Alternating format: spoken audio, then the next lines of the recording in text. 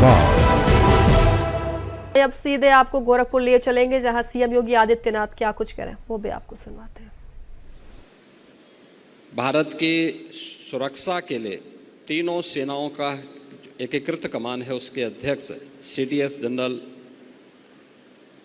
अनिल चौहान जी का योग्य मार्गदर्शन प्राप्त हुआ है। मैं सबसे पहले आयोजन समिति की ओर से उनके गोरखपीठ में आगमन पर हृदय से धन्यवाद ज्ञापित करते हुए उनका इस महत्वपूर्ण उद्बोधन के लिए हृदय से अभिनंदन करता हूं, उनका स्वागत करता हूं।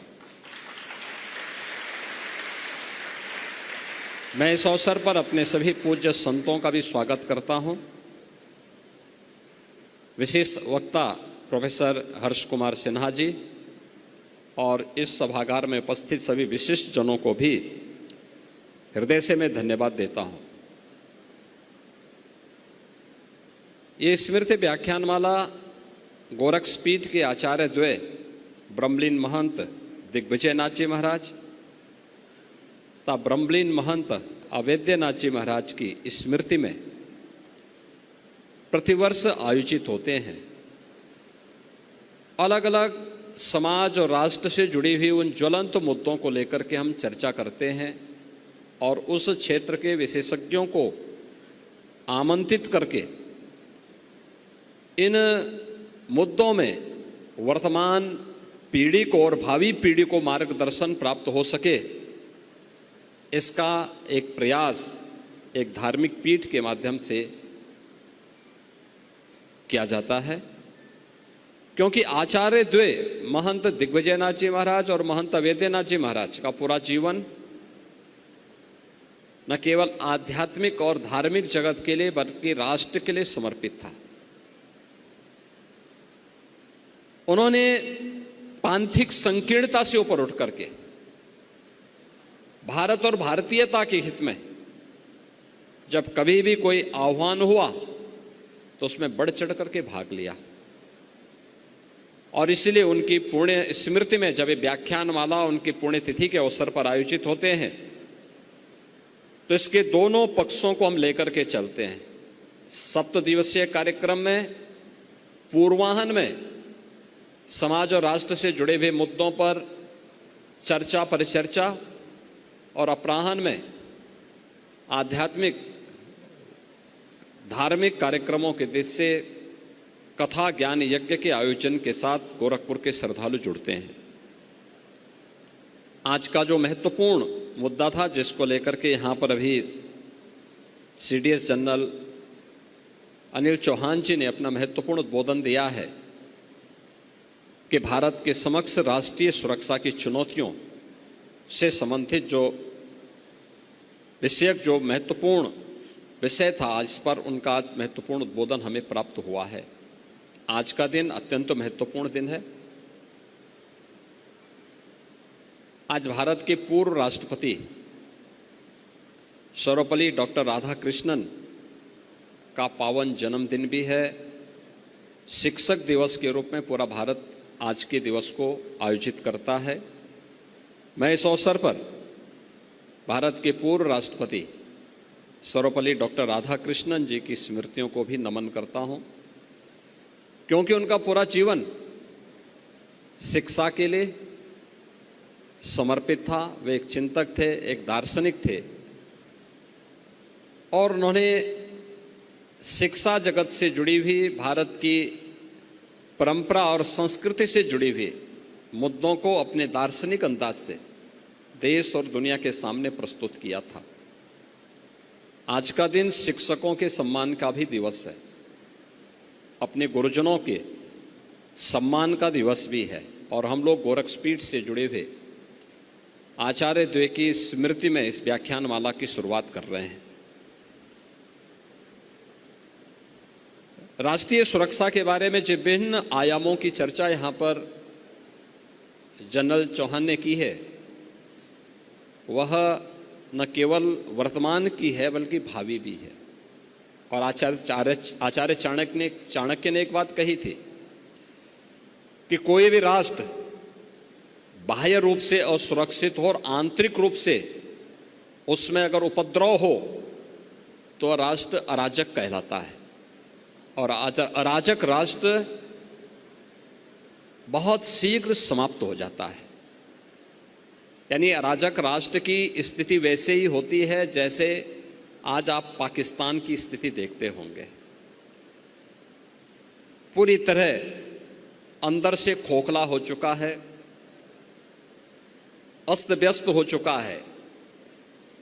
ये अराजकता किसी भी राष्ट्र को दुर्गति के कगार पर ले जा करके उसके अस्तित्व के सामने प्रश्न चिन्ह खड़ा कर सकता है। भारत इस दिशा से प्राचीन काल से ही बहुत सजग रहा है, सतर्क रहा है और उसकी सुरक्षा के लिए उस प्रकार के तौर तरीकों को अपनाने की एक प्रवृत्ति भी रही है। वैदिक कालखंड से ही हर भारतीय को इस बात की शिक्षा दी जाती है कि धरती हमारी माता है, हम सब इसके पुत्र हैं। माता भूमि पुत्रो हम पृथिव्या। धरती हमारी माता है तो मां के साथ कोई भी सुयोग्य पुत्र किसी भी प्रकार की छेड़छाड़ और अराजकता को बर्दाश्त नहीं कर सकता है। कोई भी पुत्र नहीं कर सकता है। अगर भारत की आन मान और शान के साथ कोई दुस्साहस करेगा तो हर भारतवासी उठ करके खड़ा होगा। और यही तो प्रभु श्री राम ने हम सबको कहा था। उनका उपदेश इसी बात को लेकर के, जब उन्होंने जंगलों वन के दिनों में, जब वनवास उनको हुआ वन के अंदर, और उस समय की भारत की सबसे बड़ी चुनौती जो थी, वे जो राक्षस थे, रावण के राक्षस थे, उन राक्षसों के उत्पात के बारे में, उनके उपद्रव के बारे में जब उनके सामने इस बात को रखा था तो उन्होंने एक ही संकल्प लिया था। तब उन्होंने कहा था, भारत की विद्वत शक्ति के सामने उस समय उन्होंने एक ही संकल्प लिया था, निस्सरहीन करो मई भुज उठाए प्रण कीन। यानी एक ही प्रण किया था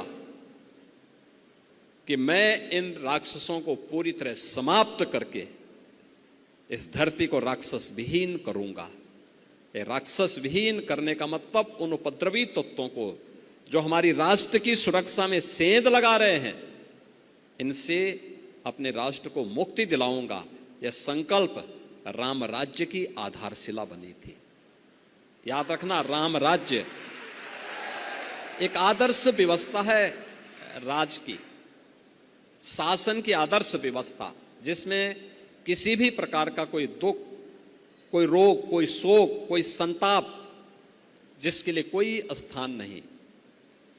हर व्यक्ति सुरक्षित है, हर व्यक्ति खुशहाल है, हर व्यक्ति समृद्धि की एक नई आस के साथ आगे बढ़ रहा है, एक स्वस्थ प्रतिस्पर्धा के साथ आगे बढ़ रहा है। और यही तो भाव था जो प्रभु राम ने हम सबको राम राज्य के माध्यम से दिया। लीलाधारी भगवान श्री कृष्ण ने भी यही कहा था। उन्होंने भी इस बात को कहा था कि परित्राणाय साधूनाम विनाशाय च दुष्कृताम। यानी सज्जनों का संरक्षण, अपने नागरिकों को संरक्षण करना, उन्हें सुरक्षा प्रदान करना। लेकिन जो दुष्ट प्रवृत्तियां हैं, जो समाज की सुरक्षा के लिए, राष्ट्र की सुरक्षा के लिए खतरा बने हुए हैं, इनका संहार करके ही कोई राष्ट्र अपने को सुरक्षित महसूस कर सकता है। याद रखना, समृद्धि के लक्ष्य को सुरक्षा के माहौल में ही प्राप्त किया जा सकता है। और विकसित भारत की इस परिकल्पना को साकार करने के लिए प्रधानमंत्री जी ने जो हर भारतवासी के सामने अमृत काल के दौरान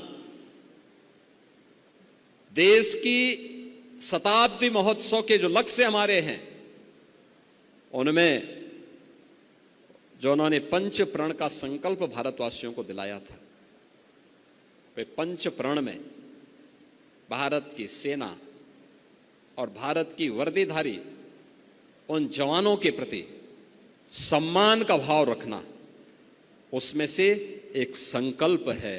क्योंकि राष्ट्रीय सुरक्षा, आप सुरक्षा का एहसास तब आप अपने जीवन में सुख की नींद इसलिए सो रहे हैं क्योंकि